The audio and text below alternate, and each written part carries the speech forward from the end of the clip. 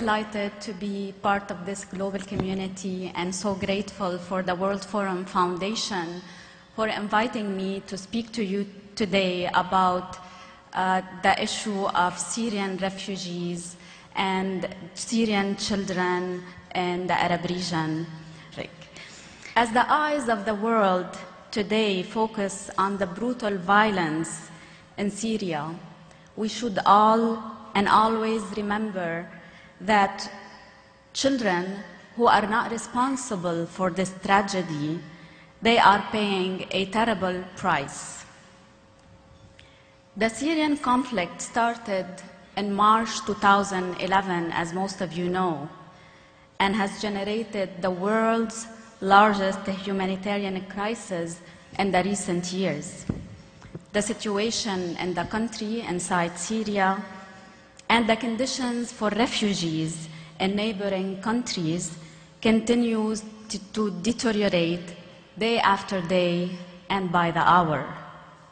More than 9 million Syrians now need assistance, and 6.5 million of them are displaced inside their country.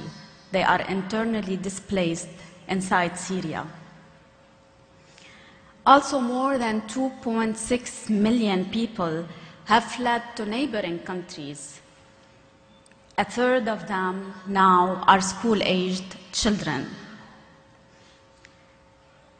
The host countries for Syrian refugees, as you see in this map, are Lebanon, Jordan, Iraq, Egypt, and Turkey. An estimated 3.1 million Syrian children inside Syria and in neighboring countries are in immediate need for support, from education to health to child protection and psychosocial support. The crisis entered its 4th year today. For a child, a period of 4 years may seem like a lifetime. As the No Lost Generation report of UNICEF mentioned, that the children of Syria cannot afford another year of suffering, and the children of Syria cannot afford another year without physical and emotional protection. The children of Syria cannot afford another year without the chance to learn and thrive. Yesterday, Pia said it's not enough to survive. Children should thrive. In Syria, even surviving is a challenge.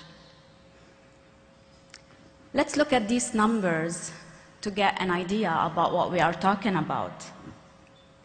So we have 5.5 million children who have been affected today by the conflict, as per the reports.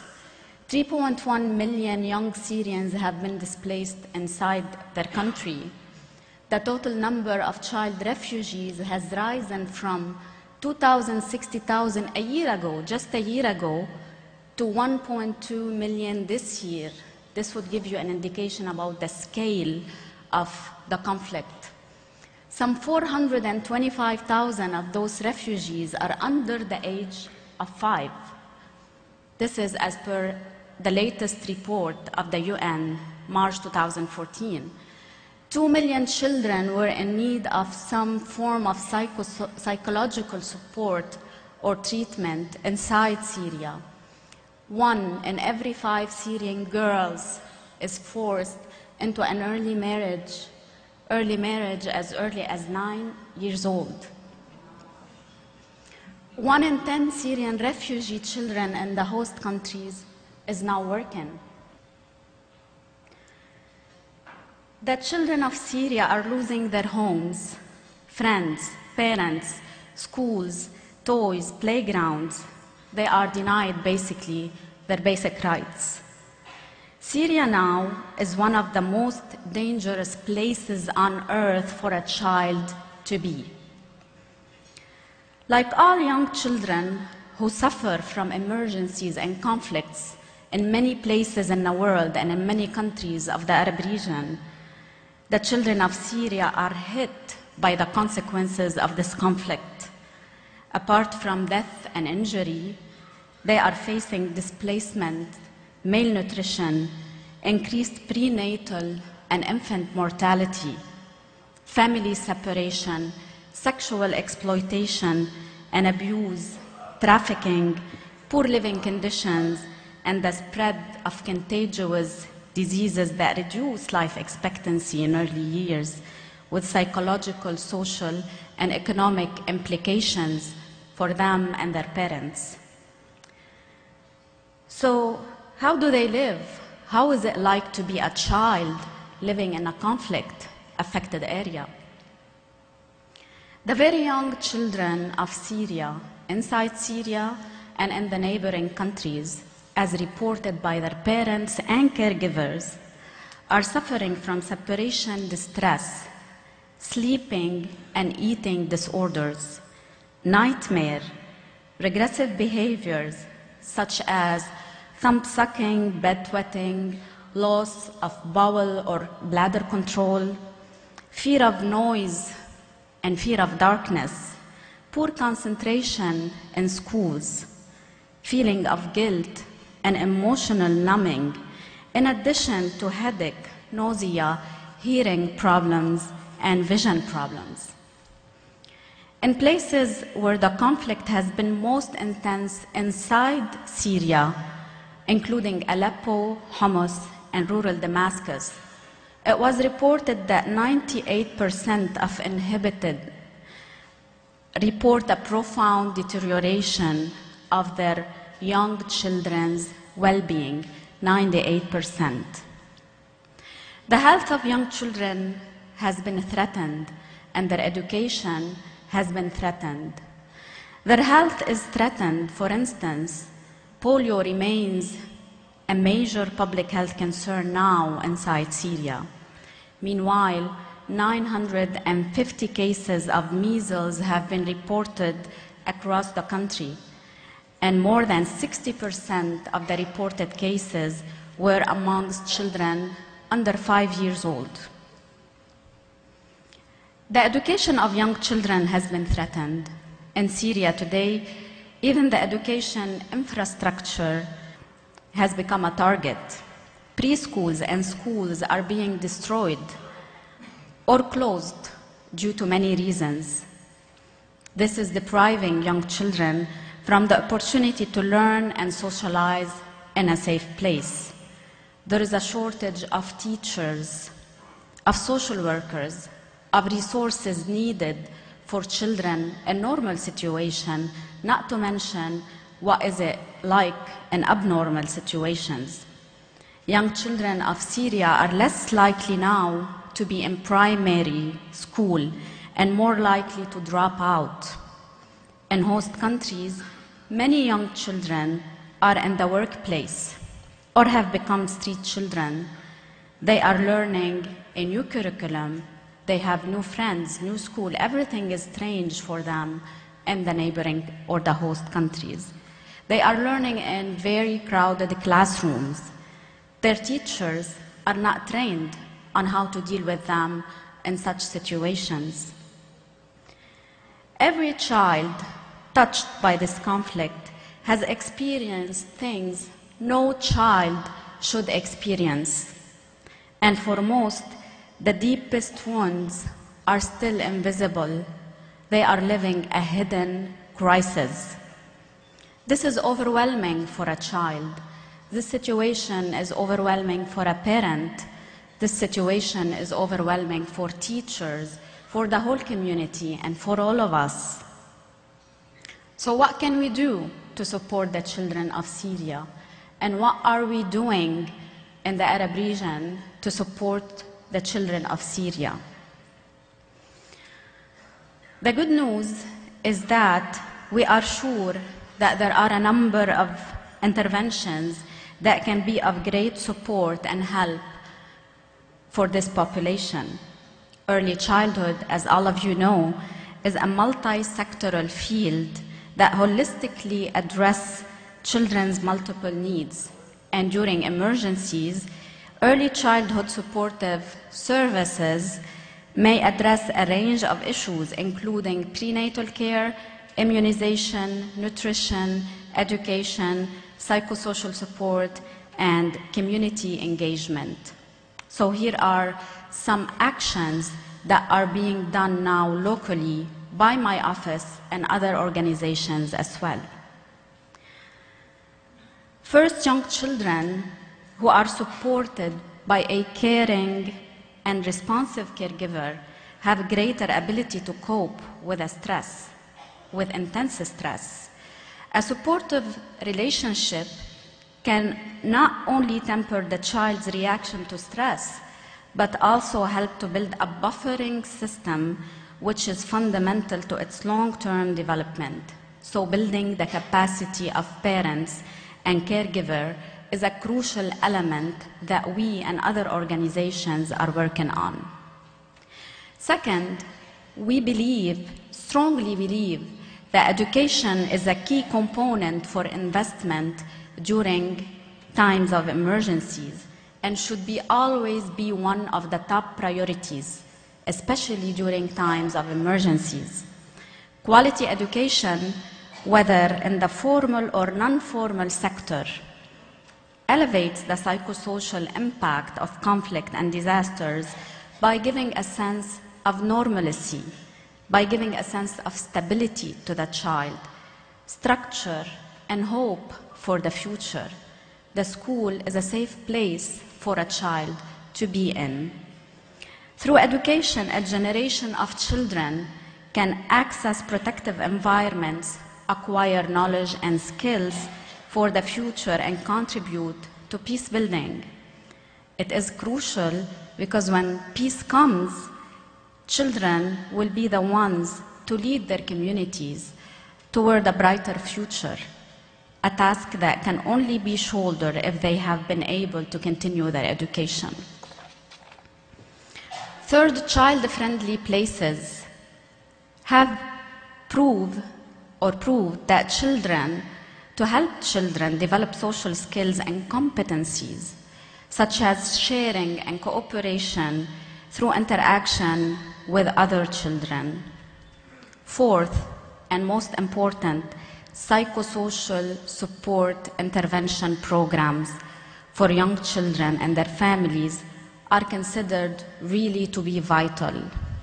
Interventions of psychosocial support programs may include elements such as storytelling, singing, jumping rope, role play, team sport, and writing and drawing exercises. All that would help reduce psychological distress associated with the exposure to conflict-related violence. This is what we are doing locally in Syria and the host countries. But also globally, we can do a lot. And this is an opportunity to address you as a global community. And I thank the World Forum for inviting me and giving me this opportunity to raise this matter with you. We all have a global responsibility, a collective responsibility to end this crisis. First, we should always, as a global community, plan for long-term, do long-term planning. We must plan for a future which meets the needs of Syrian refugee children over the long term, because the crisis will not end any soon. It will not end tomorrow. We hope it will, but we see it will not. We need to think of developing together innovative policies and models that reflect the case of Syrian children as an enduring reality. Second, and this is important as well, host countries must be supported. International partners must support host governments' efforts to expand and improve learning spaces, recruit additional teachers, and slash the costs of getting children into the classroom, including transport, school materials, and funds for extra teaching shifts. Imagine in Lebanon, we are a country of 4 million people. The population is 4 million. Today we have 1.6 million refugees. So this is almost half of the population. This is like, if you compare it to the United States, it's like having 75 million refugees who arrived to the United States in 2 years. 75 million refugees proportionally, or 15 million refugees arriving to the UK in 2 years. This will overwhelm the system, will overwhelm the government and all organizations working in the field. Third, international investment should be doubled, at least doubled. Long-term solutions of the scale needed cannot be implemented at current levels of funding. Education and early childhood programs are only getting 2% of the funding. This is very little. International appeals for the Syria crisis this year are not halfway funded yet for the Syria, not to mention the host countries. We must act now. There is still time to rescue the children of Syria, but we must act now. The children of Syria need advocates and champions like you more than ever before. This will happen if the local, regional, and global partners join efforts and renewed public support for the children of Syria. I'm going to stop and I will be showing you a short video of 2 minutes that will give you an idea about one of the projects, small projects that we are doing for those children that was scaled up to other countries. This project is in Lebanon. Can we see the video, please? Syrian refugee children in Lebanon face challenges, from security to education. Many are suffering from trauma caused by the conflict and the loss of loved ones. Less than half of Syrian school-aged children in Lebanon are registered in school. This is not only due to a lack of financing and limited space in schools, but also because families fear stigmatization and hostility. There is fear that children will not be able to understand some classes. For example, in Lebanon, science and math are taught in English or French, whereas in Syria, all subjects are taught in Arabic. Lebanese children are also facing challenges as the conflict in neighboring Syria is echoed among the communities in Lebanon as well. Now, Lebanese and Syrian children are attending the same school. All these children need attention. UNESCO's initiative focuses on helping children find their place in the schools of Lebanon. In its initial stage, it is reaching 522 Syrian and 543 Lebanese children in just 4 schools. These schools are among those receiving the highest concentration of Syrian children, effectively doubling the student body.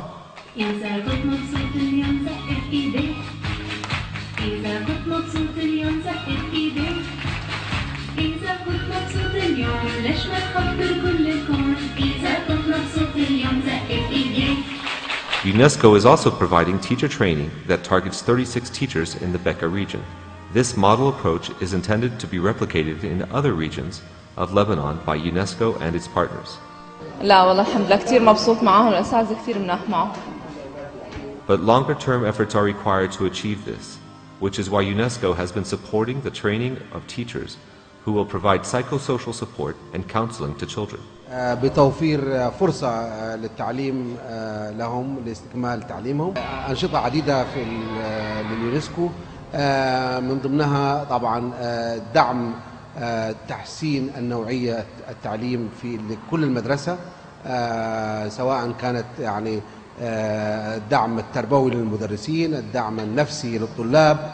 We are trying to create a sense of normalcy for the Syrian and Lebanese children through education and integration with other children. In short, we are enabling the teachers to create an environment that will help the children learn while dealing with their difficult situation.